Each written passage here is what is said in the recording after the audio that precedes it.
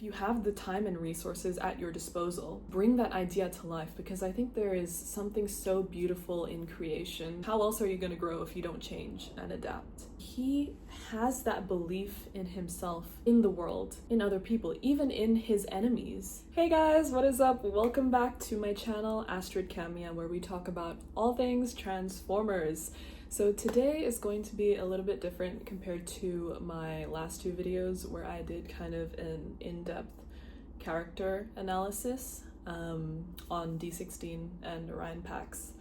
This time I wanted to do something different in the sense that I wanted to use Transformers and kind of connect it into sort of a real life kind of scenario, a real life setting where we can take something positive out of what Transformers has brought us. So as you can tell by today's title, we're going to be exploring 13 life lessons that we can learn from the 13 original primes.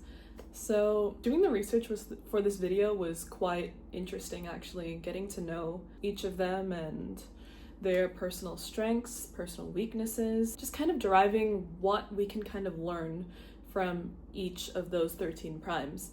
And I've divided this video into all of the 13 primes so you can kind of skip to which of the primes you want to kind of look into. And yeah, without further ado, let's get right into the video. So the first prime we have is Prima, who is also known as the Warrior of Light.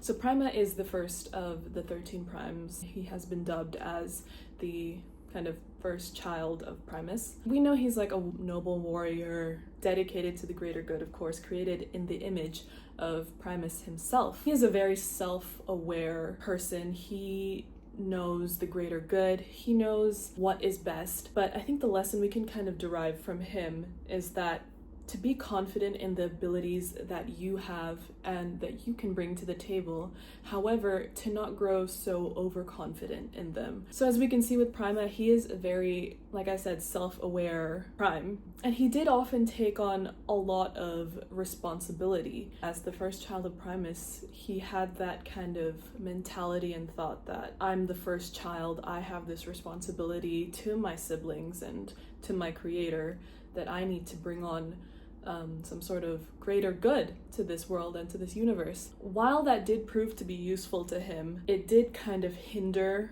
himself sometimes, in the sense that he could grow overconfident. Sometimes he did think he was always in the right. And his fellow primes kind of felt that it was challenging to work with him because of the fact that he always had that belief that he was in the right. So again, I think the lesson we can kind of learn from Prima is that you are going to have your strengths, your own unfair advantages in life. That's a given. Remember that just because you are one step ahead of someone else, or just because you have that skill that someone else doesn't have, to not always feel overconfident in it. Be open to suggestions, to always be open to new ideas from other people. You really never know how other people can help you along in your journey. So next up we have Vector Prime, who is also dubbed as the Master of Time and Space, which is really interesting. So when I did some research, he is a very stern and kind of serious prime, viewing himself as kind of the force of order and balance in the universe, kind of reflecting off of Primus. And he possessed kind of that power of manipulating time and space. He had that advantage of preventing maybe certain events from happening in one timeline compared to another. And so he had that real power of taking advantage of time and space and using it to his benefit and the benefit of other people. The lesson we can learn from him is that we can use the time that we have to our advantage. Like Vector Prime, when you are able to master your time, manage your time and the space that you have, a lot of good can come out of it. But to not forget that that time is also quite limited. A lot of us think that we have a lot of time, when in reality we do, but we don't. Use time in your life to your advantage. But don't forget that it goes by so fast. Always remember that you can take charge of your life. You can manipulate what you have, and I mean this in a positive manner. You can manipulate the time that you have, the space that you have, to suit your benefits and to get you ahead. And of course, not at the expense of other people, but always to never forget that life is short, so we always need to take charge of the opportunities and the time that we have.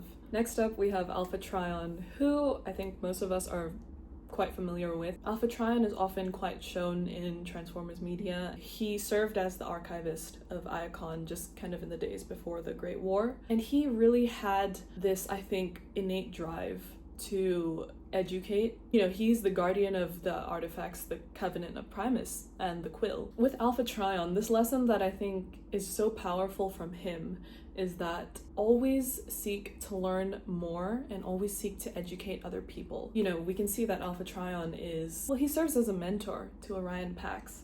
And later on, we know that Orion Pax turns into Optimus Prime. Knowledge is really unlimited in this world.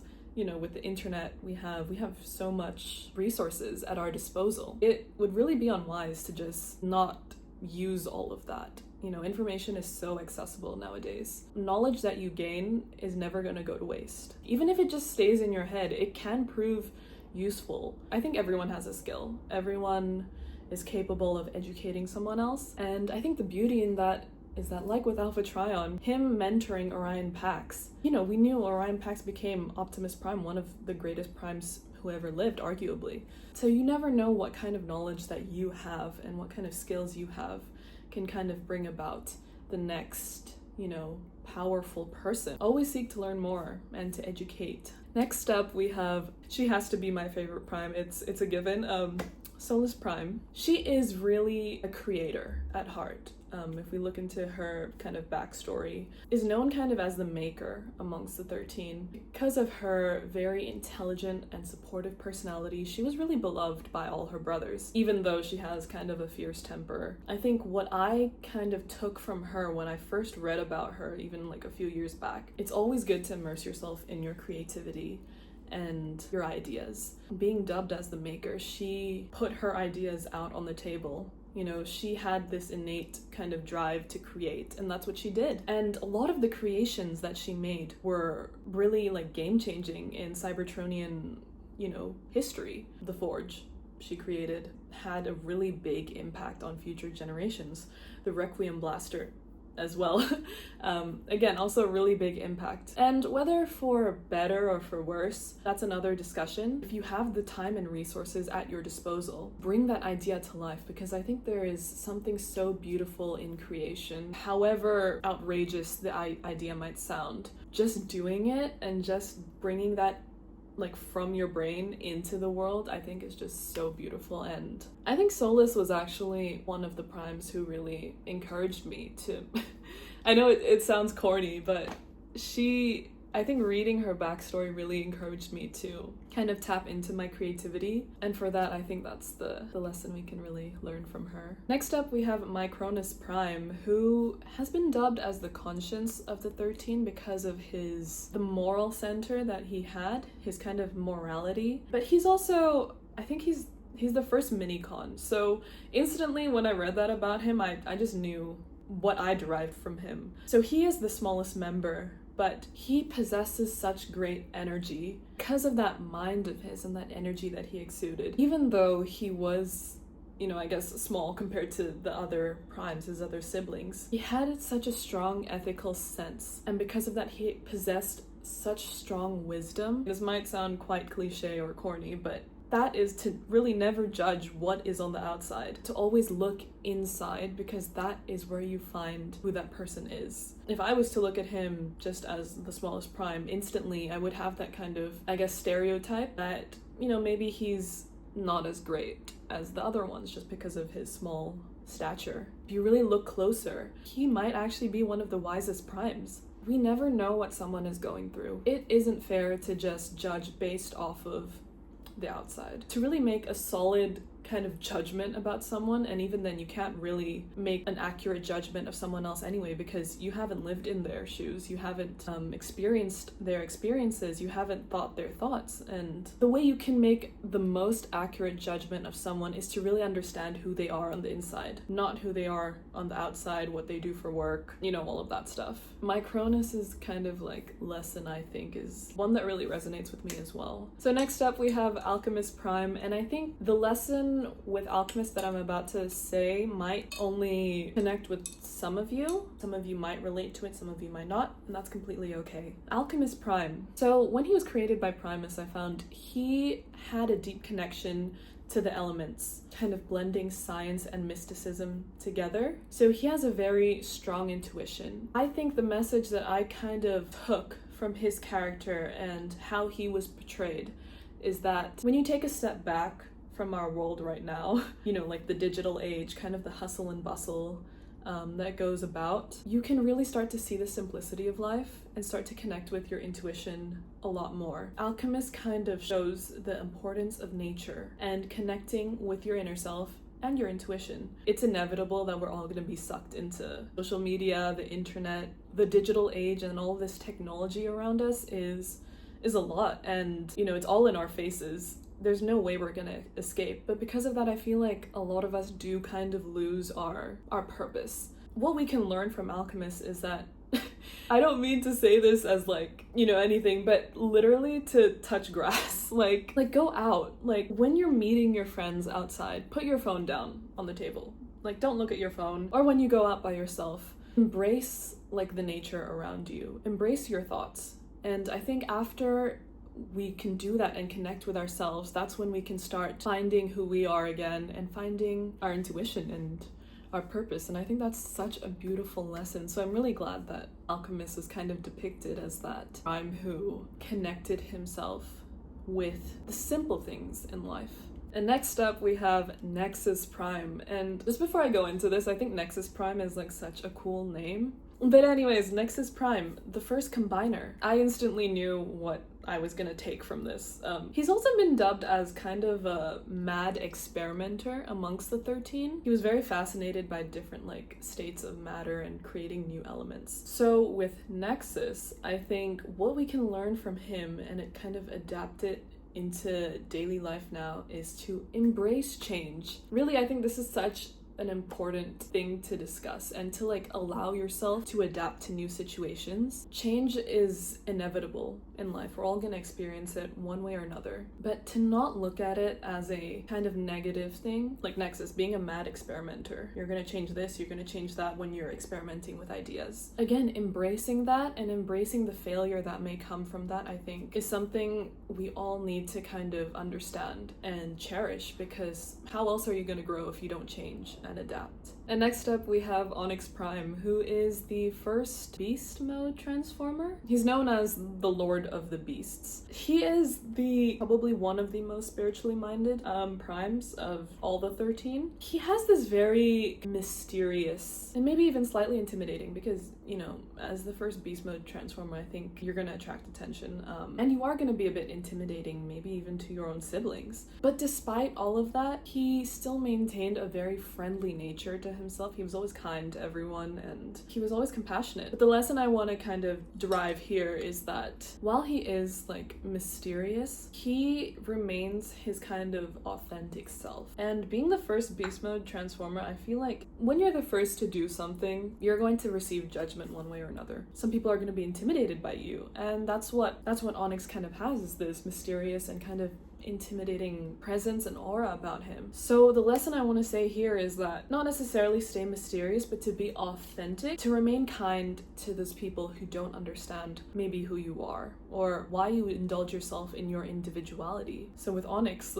if you really think about it, embodying him is kind of embodying this mysterious but also patient and kind aura about yourself, and being compassionate to other people who might not understand you for who you are or what you might do. Next up, we have Amalgamous Prime. If you guys are familiar with Amalgamous, especially from the Align continuity, I think you know what I'm gonna say here. He's dubbed as the Joker. So really, this message is so simple, but I think something that a lot of us tend to forget in this day and age is to just have fun. This hustle culture that we have is quite damaging, and while it can be productive, not everyone is going to be able to adapt to that. Not everyone is just naturally productive and work. Most of us, I would venture to say, are need that wind down time, need that time to indulge ourselves in fun and our hobbies and our interests and spending time with friends and family. Similar to like what I said before earlier, just finding the simplicity, in having fun. I think a lot of us forget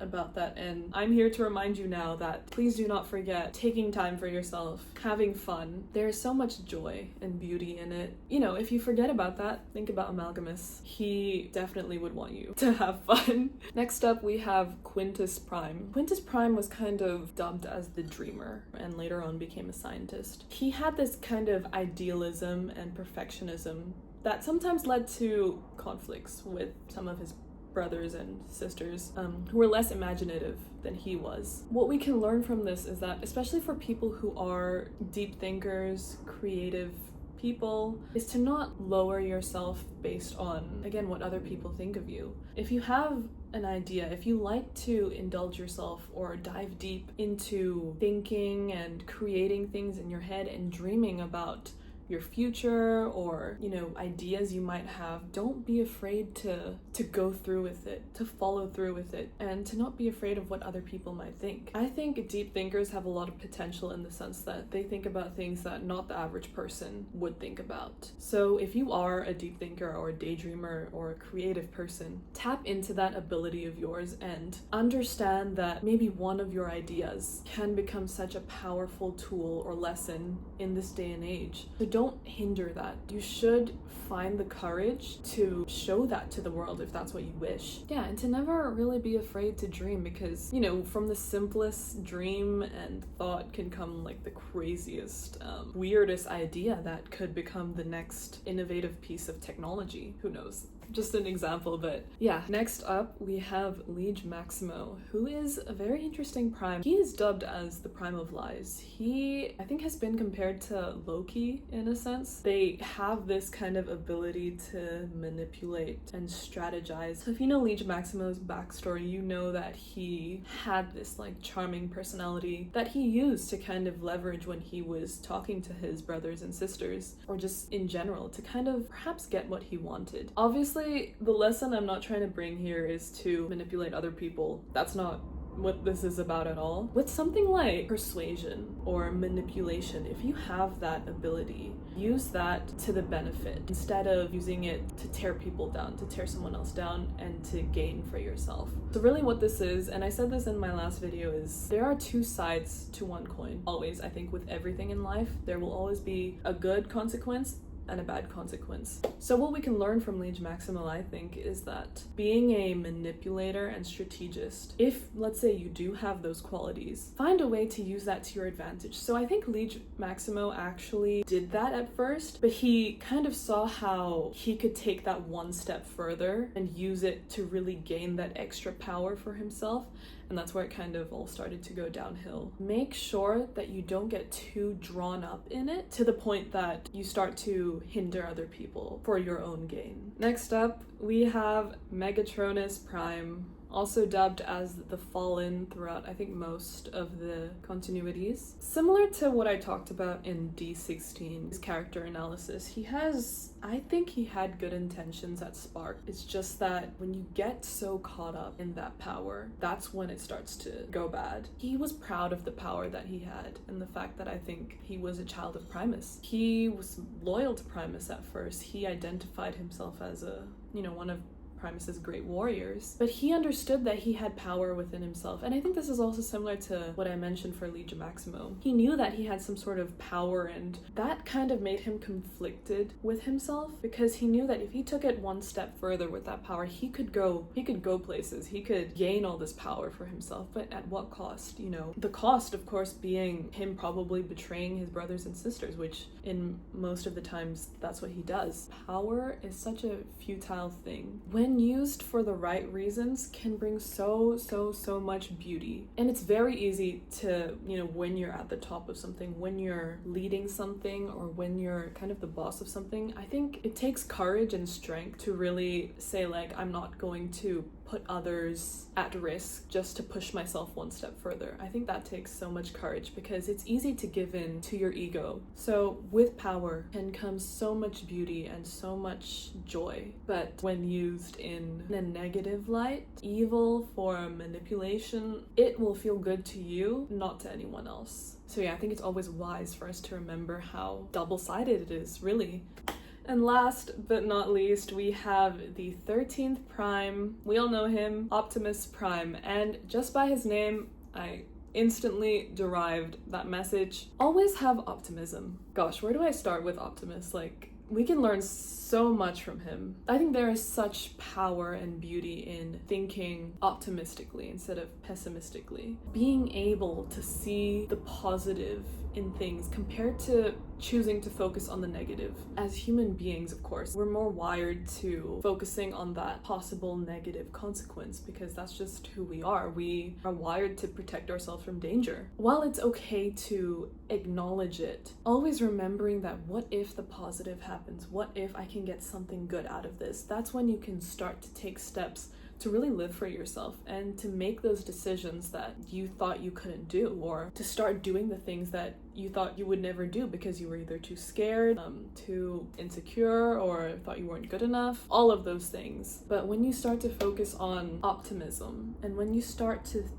think about what good can come out of this, can possibly come out of this, because it can go both ways. It can go bad or good, but you won't ever know if you don't try, and I think that's the beauty of thinking optimistically.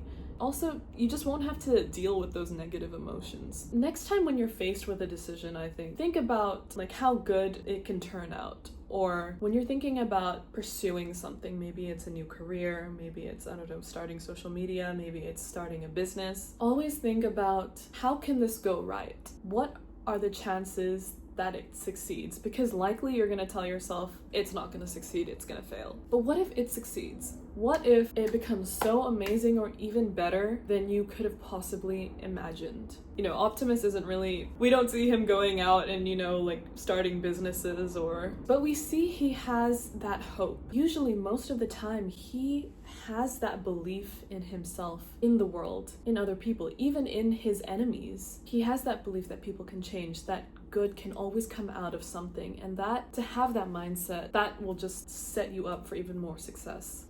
So that was pretty much it for today's video, guys. I hope it was uplifting to some of you, and I hope some of you took something good out of it based on our shared love for Transformers. I think, again, this is something that's so beautiful about this franchise, is that it has a lot of deep meanings in it, deep connections that you can make and lessons that you can really take. So I hope you guys liked it, and I wanted to say thank you so much for 400 subs. That's insane. In less than 2 weeks, I believe. I'm seriously grateful for all of you guys who decide to watch me yap about Transformers. And yeah, I hope you guys have such an amazing day. You guys all deserve it, and I'll see you all in the next video.